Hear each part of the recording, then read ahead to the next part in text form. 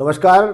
मैं आज एक बहुत ही महत्वपूर्ण विषय को लेकर आपके समक्ष आया हूं। एक अबोध बालक एक राजनीतिक दल चला रहे हैं और वो राजनीतिक दल चलाते चलाते अपने राजनीतिक दल का तो नुकसान कर ही रहे हैं, अब तो वो देश का नुकसान भी करने लगे हैं।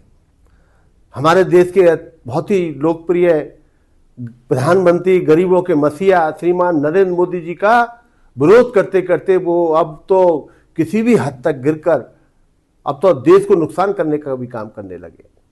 अभी हाल ही में एआई समिट दिल्ली में हुई, प्रधानमंत्री जी के नेतृत्व में ये समिट हो रही है जिसमें अनेकों देश के प्रधानमंत्री, राष्ट्रपति, वहाँ के उद्योगपति आ रहे हैं, विदेशियों के सामने अब नग्न होकर प्रदर्शन कर रहे हैं।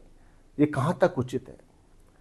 आपको आपको आपको देश की जो प्रगति है अथवा देश का जो स्वाभिमान है, जो विदेशों में आज अच्छी नजरों से भारत को देखा जाता है, आपको वो क्यों नहीं पसंद आता है? आप सर्जिकल स्ट्राइक होती है, आप एयर स्ट्राइक होती है, आप ऑपरेशन सिंदूर होते हैं तो आप कहते हैं वहां पर कौए मरे हैं, आप कहते हैं कि पेड़ गिरे, आप कहते हैं कि आप सबूत दीजिए कि आपने कितने आतंकवादी अड्डे नष्ट करे, आप कहते हैं कि कितने भारत के विमान गिराए गए। आप ये क्या बात करते हैं? आप क्यों ऐसी बातें करते हैं? मुझे लगता है आप लोग जानबूझकर ये बात नहीं करते हैं। आपका जो नेता है, उस नेता की जो अबोध बालक बुद्धि है, उसके कारण से आप ये सब बातें करते हैं।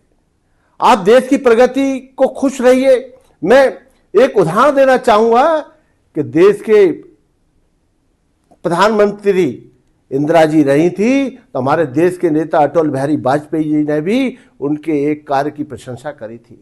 अब मोदी जी के 12 साल का एक काम आपको पसंद नहीं आता है, किसी एक काम की प्रशंसा तो आपने करी होती।